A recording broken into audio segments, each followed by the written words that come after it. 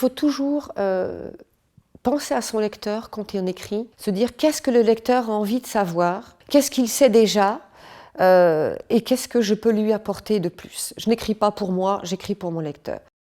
J'aimais beaucoup la lecture, j'aimais beaucoup lire les journaux, j'étais curieuse sur tout ce qui se passait. J'avais envie de faire un métier qui était entre l'artistique, l'échange. C'était un peu un hasard, voilà, une idée qui est venue un matin. Je me suis dit, mais pourquoi pas journaliste? J'ai pas eu de modèle journaliste, non.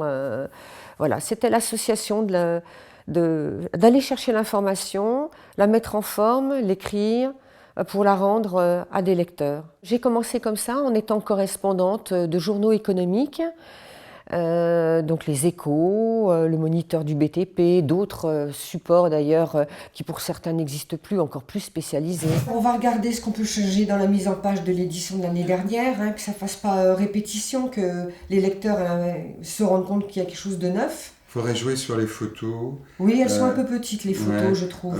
Peut-être des encadrés. D'ailleurs, avec celui qui allait devenir mon mari, Didier Hugues, on s'est dit on va essayer de monter un média sur ce territoire, Bourgogne, Franche-Comté et jusqu'à l'Alsace. Et petit à petit, on a étendu notre territoire en s'intéressant à la Lorraine, à la Champagne-Ardenne. Trace Écrite News, c'est un site d'information économique donc qui est sur le web.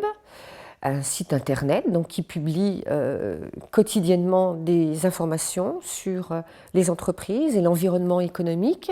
C'était une volonté de faire l'économie, sentant qu'il y avait vraiment un axe de développement, que les entreprises avaient besoin et avaient envie de parler de leur métier et que les gens, les lecteurs, les salariés des entreprises maintenant s'intéressent à ce qui se passe autour d'eux. Alors vous voyez, tout un pan de notre travail, après le reportage sur le terrain ou l'interview par téléphone et la rédaction de l'article, c'est de faire une mise en page. Le Jura, en fait, je dirais, a deux visages. Il y a d'un côté l'économie traditionnelle, encore artisanale. C'est celle d'ailleurs qui est la plus connue et c'est celle qui fait venir les gens de l'extérieur, les touristes notamment. Toute l'activité liée autour de l'industrie du bois, la tournerie, la tabletterie, la fabrication des boîtes à fromage. C'est une image de marque.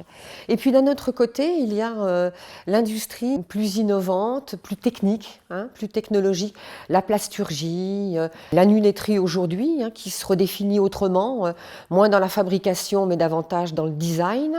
Et puis, on voit également ces dernières années s'installer un certain nombre d'entrepreneurs, conseils, consultants qui font du service aux entreprises. Alors, ce sont des micro-entreprises de quelques personnes, mais qui apportent du coup un savoir-faire aux entreprises industrielles qui étaient obligées d'aller les chercher dans le bassin lyonnais.